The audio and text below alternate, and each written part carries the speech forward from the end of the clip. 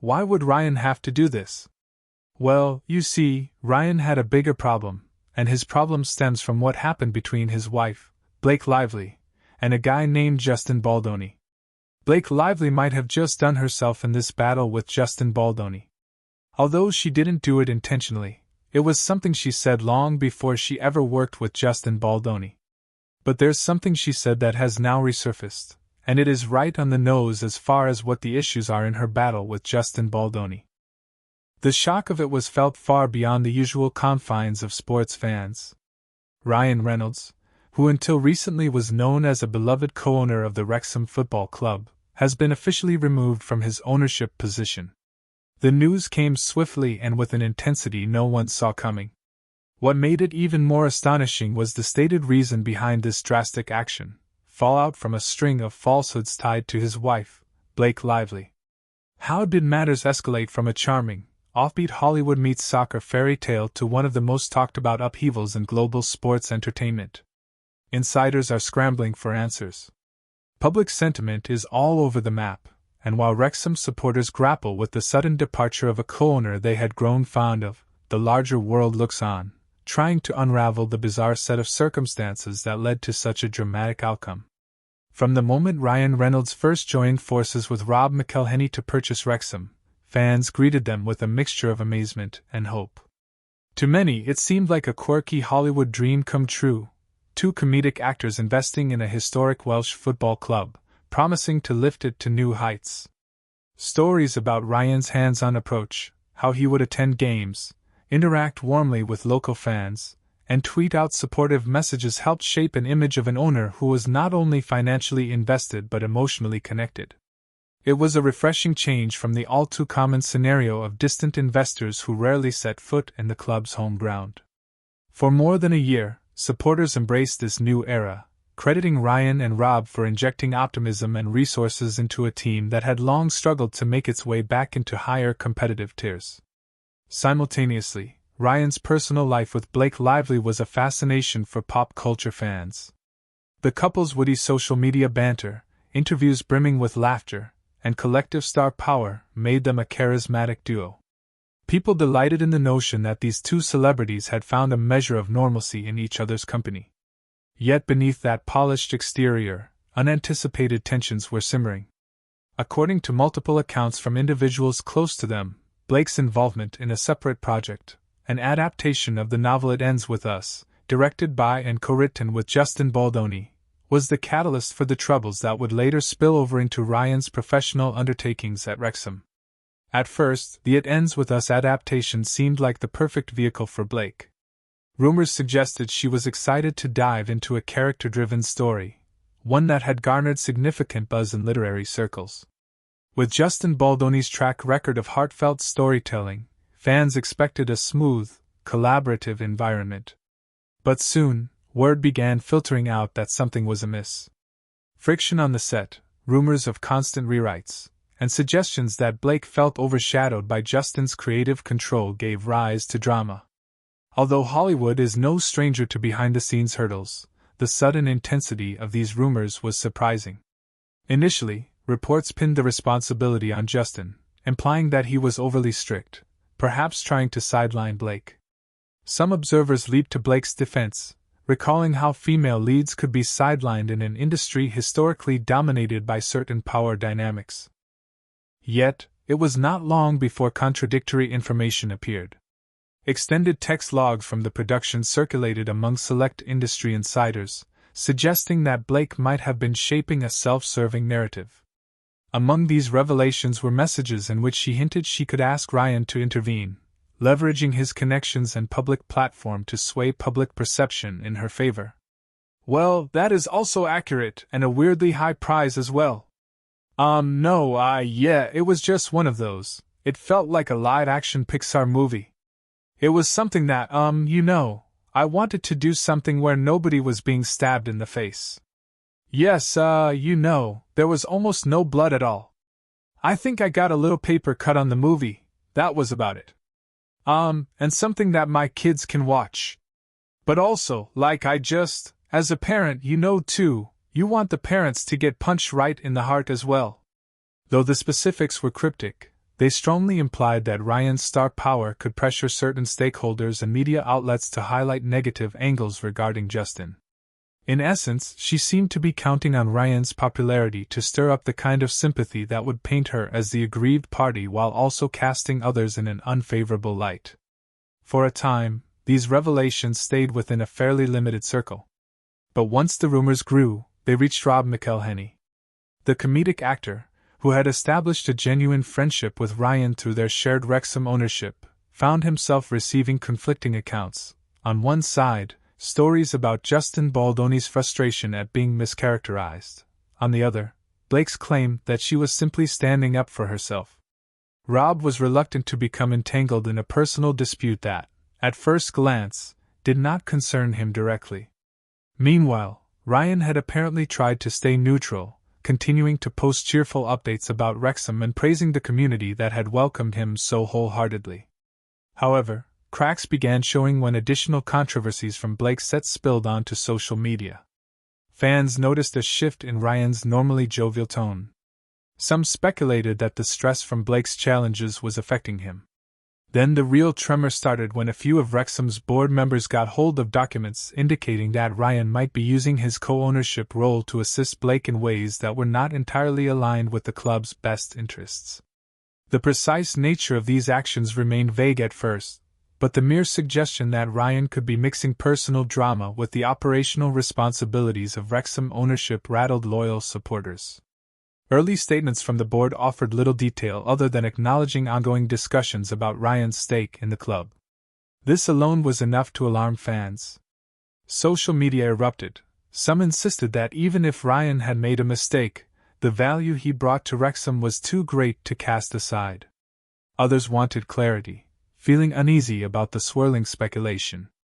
Then came the bombshell, a formal announcement that Ryan had been removed from his position as co-owner, citing breaches of trust related to misinformation. The club's official communication remained diplomatic, pointing to actions that the board believed endangered Wrexham's integrity. No direct mention of Blake Lively or Justin Baldoni was included, but industry watchers made the connection almost instantly. In the days that followed, more details leaked, enough to confirm that the controversies around Blake's film project had spilled into Ryan's management decisions at the club. Whistleblowers alleged that Blake had told Ryan to use his influence at Wrexham to curry favor among journalists, or to deflect negative coverage related to the It Ends With Us production. In one instance, Ryan was reportedly asked to provide exclusive interviews to particular outlets. And I'm really excited about, as I've gotten a little bit older, I want to really. I'm lucky that I get to work in this industry, and particularly incredibly fortunate I get to work in it this long. But I really want to work with people that are either immensely talented or people that I love and that I'm genuinely, best friends with. And unfortunately, Hugh does not qualify as either of those. But I am excited because I'm a Logan fan. So, and then that covers Will Ferrell as well. That's a guy that my entire life, I feel. In exchange for gentle coverage of Blake's troubles on set, these maneuvers might not have been glaringly obvious in isolation, but compiled into a broader narrative, an unsettling pattern emerged. Rob McElhenney, feeling blindsided, stepped into a difficult position. He had advocated for Ryan when the two pitched the dream of revitalizing Wrexham. The comedic synergy they shared spilled over into a dynamic that made fans love them as a duo. Now, he was forced to navigate a tense environment, responding to questions from the club's board and from supporters who felt betrayed. Hollywood could ill afford to be seen exploiting the team for personal agendas. The board concluded that letting Ryan remain, given the swirl of allegations, was a risk they would not take. So they acted decisively, removing him from the position he had once embraced with so much enthusiasm. The public statement was brief but damning by implication. It described a breakdown in trust and cited patterns of misrepresentation. While it stopped short of saying Ryan deliberately deceived anyone, it highlighted the potential damage done to the club's reputation. Rob was left as the remaining high-profile figure from the original takeover, an awkward situation for a man who once treasured his partnership with Ryan as a source of comedic creativity and entrepreneurial optimism. Rob's social media channels fell silent. The sense of loss among supporters was palpable. Fans who had pinned their hopes on the comedic duo's commitment to the club found themselves reeling from the abrupt shift. Meanwhile, in Hollywood, gossip about Blake's involvement in the fiasco ran rampant. When her attorney withdrew support in the midst of her earlier disputes with Justin Baldoni, many suspected something significant was being concealed.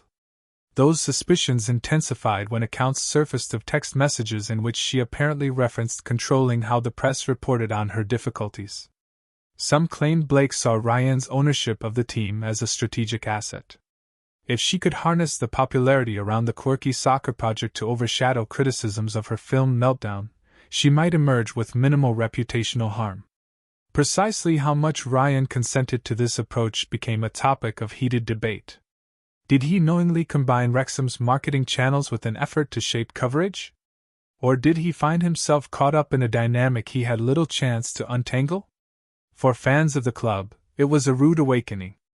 If these allegations were true, then a cherished chapter in the club's history was tainted by the manipulations of a Hollywood star. Supporters posted emotional reactions online, some even burning replicas of the famous Wrexham shirts that Ryan had popularized. Others refused to believe the story, dubbing it sensational. Nonetheless, the board had already made its decision. Even if further evidence surfaced that absolved Ryan of wrongdoing, the damage felt irreversible. The synergy that once existed between him, Rob, and the Wrexham community was broken. Journalists rushed to track down Justin Baldoni's viewpoint, given that the entire fiasco seemed to trace back to tensions on his movie set. Justin largely stuck to neutral statements, emphasizing that he had tried to maintain an atmosphere of mutual respect. He said he regretted seeing any negativity harm external parties, namely Wrexham, but did not wade into the specifics of Ryan's alleged role. His silence on those matters fueled speculation. Some interpreted it as a sign that he was still gathering facts or perhaps trying not to inflame an already sensitive situation. Others believed he was simply relieved that attention had shifted away from his creative process. Even as the dust settled over Wrexham's stunning announcement, new angles emerged. A producer from It Ends With Us privately shared that there had been attempts, allegedly led by Blake, to smear potential dissenters within the production using social media claims that portrayed them as incompetent or biased. While Ryan was never directly implicated in those efforts, some of his communications with the production team hinted that he encouraged the use of diversionary tactics. Observers read that phrase as code for ensuring negative stories were drowned out by more appealing narratives, possibly involving the excitement around Wrexham's renaissance. Of course, if that was the plan, it backfired spectacularly once the club's leadership realized what was going on. In the swirl of rumor and reaction, people couldn't help comparing this fiasco to other Hollywood controversies in which text messages, contradictory statements, and dramatic shifts in support reshaped a star's public persona. Unlike those earlier dramas, Ryan's predicament involved an entire football club that had become a symbol of community pride and rebirth.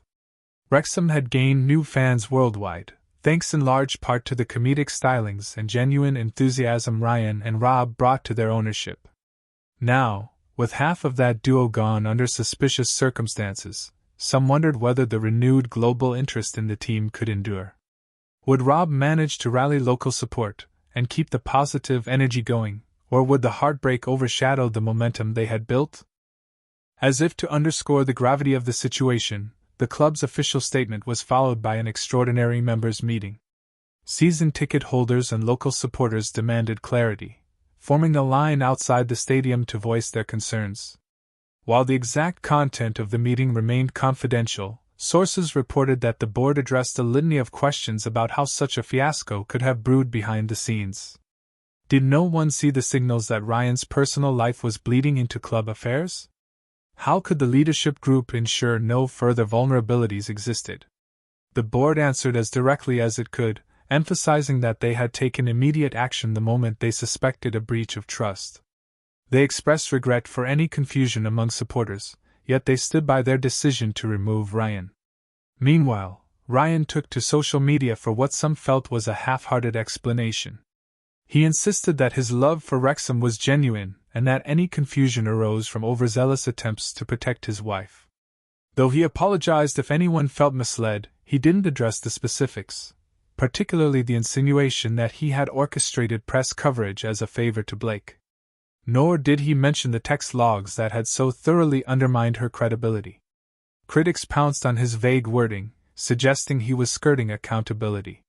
Fans who had once cheered his every tweet found themselves divided. Some thanked him for the good times, while others demanded a deeper, more genuine admission of his part in the fiasco. Rob McElhenney, for his part, released a short statement that came off as a blend of sadness and resolve. He expressed gratitude for Ryan's contributions, praising their shared early vision for the club. At the same time, he clarified that the board's unanimous move left him in a position where he had to support it for the well-being of Wrexham. Rob promised that the journey they began would carry on, that the club would remain in caring hands, and that the community would continue to be at the heart of every major decision. Fans found some solace in his promise, though many admitted it would take time to truly move forward from the scandal. Wrexham fans, for their part, demonstrated remarkable resilience. In online forums, they shared memories of past crises, financial struggles, near relegations, changes of ownership that shook the club. Many maintained a hopeful stance, insisting that no matter what controversies swirled around them, the spirit of the team endured. They lauded Rob for sticking by the community and making tough calls for the greater good. Indeed, some remained thankful to Ryan for the initial spark he brought, despite the abrupt ending. After all, they reasoned, for a brief moment in time, the club gained worldwide recognition, fresh sponsorships, and the unwavering interest of supporters across continents. Ryan Reynolds' forced departure from Wrexham stands as one of the most jarring episodes in modern sports history, a story marked by alleged hidden motives, questionable tactics, and an astonishing fall from grace. The root cause, swirling around Blake Lively's contested version of events, underscores how swiftly personal ambitions can tangle with professional frameworks, especially in an age when social media and celebrity influence can reshape entire narratives overnight. Whether or not the full truth will ever be publicly untangled remains to be seen. The damage, though, is undeniable. A once harmonious ownership team is now fractured, a community's trust has been shaken, and an actress's professional credibility has been called into question.